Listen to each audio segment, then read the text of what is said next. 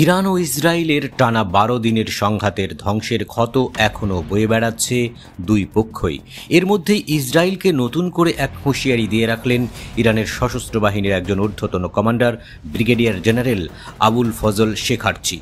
Israel যদি ভবিষ্যতে আবারও হামলা চালায় তাহলে ইরান আরও শক্তিশালী এবং ধ্বংসাত্মক পাল্টা হামলা চালাবে বলে হুঁশিয়ারি দিয়েছেন তিনি।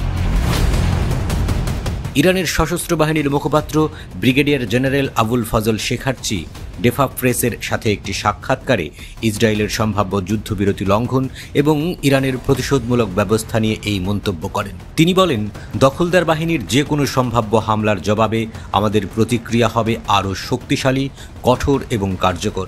এমন মাত্রার পরিণতি গভীর অনুশোচনার জন্ম দেবে।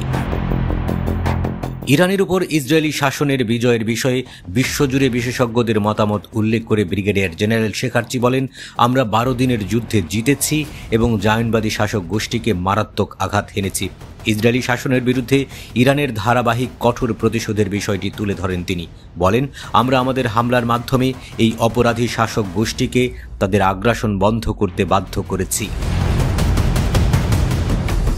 এর আগে শুক্রবার ইসরায়েলকে একই ধরনের হুঁশিয়ারি দেন ইসলামী বিপ্লবী গার্ডের মুখপাত্র ব্রিগেডিয়ার জেনারেল আলী মোহাম্মদ নাইনি। তিনি বলেন, ইসরায়েলিরা ইরানের বিরুদ্ধে আরেকটি আগ্রাসন চালালে ইরান আর কোনো রেড লাইন মানবে না।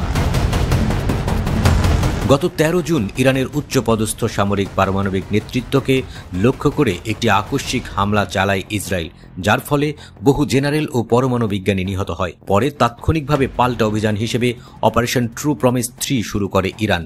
শত শত ব্যালিস্টিক মিসাইল ও ড্রোন হামলা চালিয়ে ইসরায়েলের সামরিক, বুদ্ধিবৃত্তিক, শিল্প ও রিসার্চ স্থাপনাগুলোতে আঘাত হানে। এতে করে ইসরায়েলে ব্যাপক ক্ষয়ক্ষতি হয়। ইরানের মিসাইলের তাণ্ডবে ঘরবাড়ি হারায় হাজারো ইসরায়েলি। পরে টানা ১২ দিনের সংঘাত শেষে যুদ্ধবিরতি ঘোষণা করেন মার্কিন প্রেসিডেন্ট ডোনাল্ড ট্রাম্প।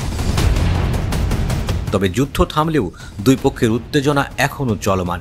এর মধ্যেই আন্তর্জাতিক পরমাণু পর্যবেক্ষণ সংস্থার সঙ্গে পরমাণু সহযোগিতা কার্যক্রম স্থগিত করেছে ইরান।